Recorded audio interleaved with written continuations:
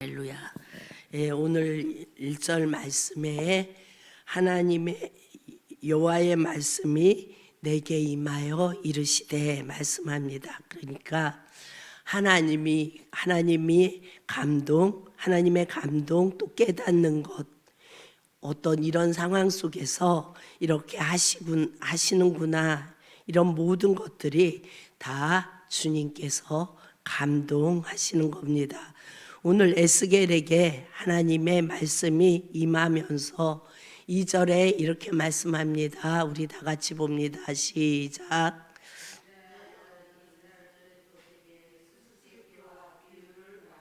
네, 하나님께서 에스겔에게 이스라엘에게 수수께끼와 비유를 말하라고 하세요. 수수께끼는 뭔가요? 감추어진 것. 그러니까 우리가 수수께끼 내게 그런 뭔가 감추어진 것을 말하는 거죠. 비유는 감추어진 수수께끼를 풀 수 있는 쉬운 예와 같은 것. 그래서 성경에서는 이런 비유가 많아요. 성경에 예수님이 죄인을 가려주시는 사역이 뭐로 나와요? 가죽옷으로 나오죠. 선악과를 먹은 인간은 부끄러움을 알아요. 그래서 자기의 부끄러움을 가리기 위해서 나뭇잎을 만들어서 가립니다. 근데 그 나뭇잎이 말라서 부스러지고 또 부끄러움이 보이면 또다시 하고 또다시 이런 노력을 인간은 해야 해요. 그 모습을 보시고 하나님께서 가죽옷을 지어서 입혀서 그 부끄러움을 가리게 하십니다. 인간은 이제 오늘날의 인간은 내가 가진 것, 그러니까 내가 가지고 있는 재능, 물질 이런 것을 가지고 나의 어떤 부끄러움 이런 것을 가릴 수 있다고 생각해요. 그래서 포장하고 살아가죠. 그래서 인생을 포장하려고 애씁니다. 그래서 무화과 잎이 돈이 되기도 하고 나의 스펙이 되기도 하고 또는 뭐 어떤 외제 자동차 뭐 이런 것들로 자기의 어떤 낮은 자존감, 부끄러움 이런 것들을 가리려고 이렇게 발버둥 치면서 살아가는 것이 현대인입니다. 그런 죄된 인생들에게 예수님이 가죽옷이 되셔서 우리의 부끄러움 그리고 피해의식, 열등감 이런 것을 다 가리워주는 은혜를 주십니다. 성경은 이렇게 영적인 것은 비밀스러운 거예요. 영적인 것은. 그런데 이것을 눈에 보이는 어떤 현상이나 모습으로 우리가 알아듣기 쉽게 해석을 해주려고 뭘 사용하세요? 비유를 사용하십니다. 오늘 3절에 보면 이렇게 말씀하십니다. 3절을 다 같이 봅니다.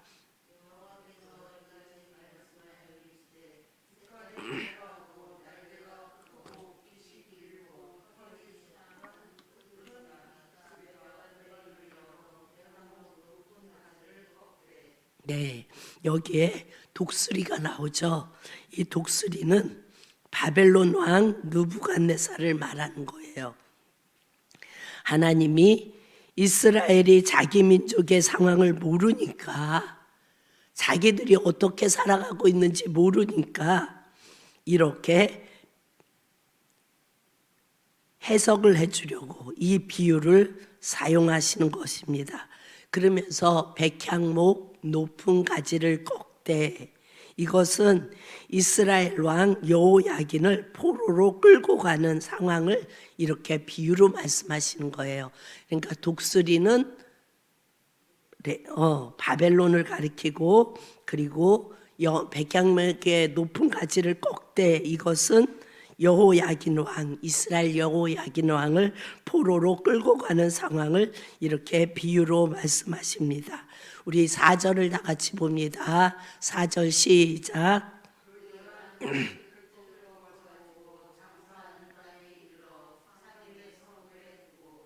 네, 여기에서 그 연한 가지를 꺾어 장사하는 땅. 그러니까 그 연한 가지, 백향목의 가지를 꺾어서 장사하는 땅은 어디예요? 이것은 바벨론 땅을 가리켜요. 이것이 바벨론 땅이거든요. 이스라엘의 여호야긴 왕을 바벨론의 포로로 데려간다는 것을 이렇게 표현하고 있습니다. 자, 5절을 다 같이 봅니다. 5절 시작.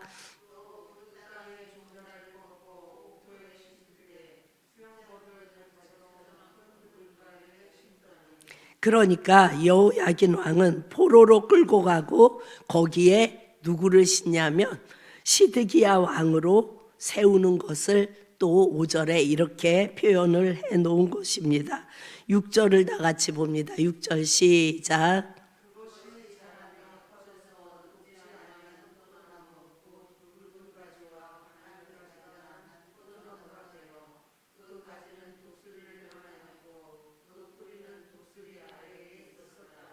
아멘. 이 6절 시드기야 왕은 그 독수리 바벨론 주권 아래에 있는 거예요. 그렇죠?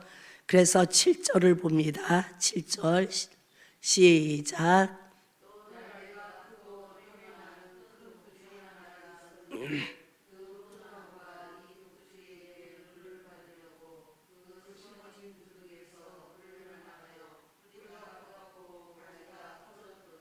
아멘. 여기 시드기야를 세워준 독수리가 아니에요. 시드기야를 세워준 독수리는 바벨론이었죠. 앞에 나오는. 그리고 여기 또 다른 독수리가 나와요. 날개가 크고 털이 많은 다른 독수리를 향하여 포도나무가 어떻게 했대요? 뿌리를 뻗고 가지를 폈대요. 그러니까 포도나무는 물이 있어야 사는데 자기를 심어준 독수리가 아니라 다른 독수리에게 물을 받으려고 하는 겁니다. 여기에서 다른 독수리는 애굽을 가리킵니다. 8절을 봅니다. 8절 시작.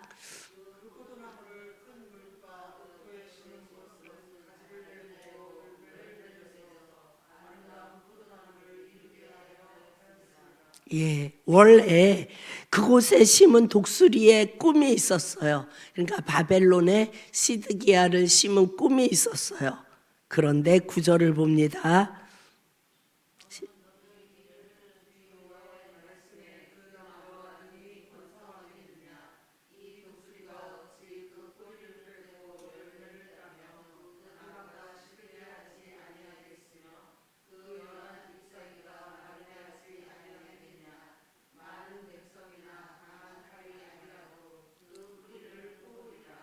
아멘. 9절에 너를 심어준 독수리를 네가 배반했다는 거예요. 너를 심어준 독수리는 바벨론이었어요. 그런데 이들이 배반하고 살만해지니까 다른 독수리, 애굽으로부터 물을 얻으려고 하는데 그런다고 해서 네가 번성하겠느냐는 겁니다. 10절 말씀입니다. 10절 시작.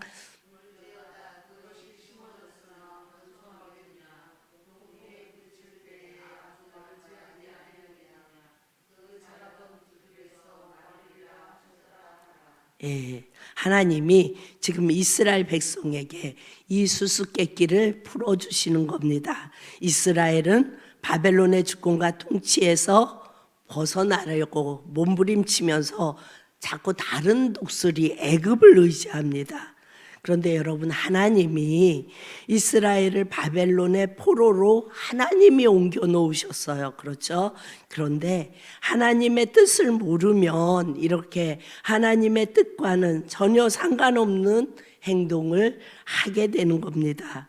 이스라엘이 하나님을 등지고 성전에서 온갖 그림을 그려놓고 우상을 섬기며 그 우상에게 절하고 있었어요. 그래서 하나님이 예레미야나 이런 많은 선지자들을 통해서 너희가 나를 등지고 우상 숭배의 죄를 지었으니 바벨론으로 끌려가 70년을 보내며 그 땅에서 너희가 나를 그리워할 것이다. 이렇게 말씀하십니다.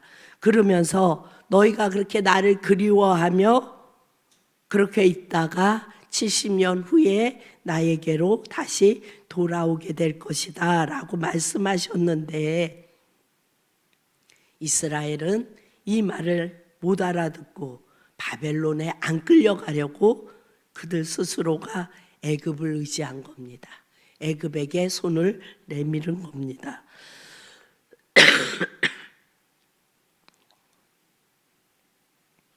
이렇게 이스라엘에게 가려진 수수께끼를 비유로 풀어주는데, 성경은 이것이 이스라엘의 이야기이지만 이면을 보면 우리 이야기예요. 나의 이야기예요. 우리를 이 땅에 심으신 분이 하나님이세요. 그렇죠? 하나님이 우리를 이 땅에 심으셨고 우리의 생사화복을 주관하세요. 그래서 우리가 살 길은 예수님을 붙들고 사는 길밖에 없어요. 우리는 예수님 외에 다른 것에 자꾸 우리가 손을 뻗치면 결국엔 가장 끔찍한 지옥으로 갈 수밖에 없어요. 이 비유를 통해 우리는 한번 나 스스로에게 질문을 해봐야 합니다.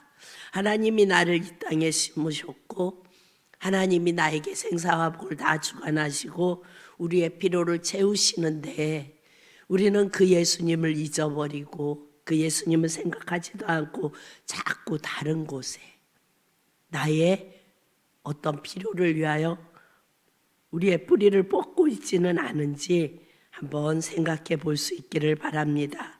내게 생명을 주고 보호해 주시는 하나님 외에, 예수님을 주인 삼는 것 외에 내가 어떤 물질이나 어떤 그 무엇이 내가 많다고, 그리고 그 무엇이 내가 강하다고, 내게 이런 능력이 있다고 잘 살아낼 수 있다고 생각하십니까? 이스라엘은 하나님께서 너희가 이런 죄를 지었으니 바벨론의 포로로 잡혀갈 것이다. 그리고 그곳에서 나를 그리워해라. 그리고 70년이 지나면 다시 돌아오게 해주겠다. 이렇게 말씀하셨는데 이들은 계속해서 다른 곳을 의지합니다. 안 끌려가려고 애굽에게 그들은 손을 뻗치는 것을 볼 수가 있습니다.